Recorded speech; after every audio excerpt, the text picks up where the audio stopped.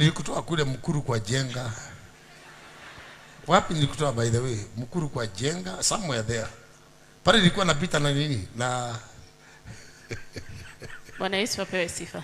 Bwana, by the way hujasalimia watu. Waambie vile nilikupeleka majuu. Utawasalimia leo? Tuna mama moja tulikuwa naye, wacha awasalimie. Amka, salimia watu. Wake up here. Na waambie kwenyu ni wapi? Waambie vile unashambulia kwa. Ndio huyu sasa, huyu mama tulikuwa naye.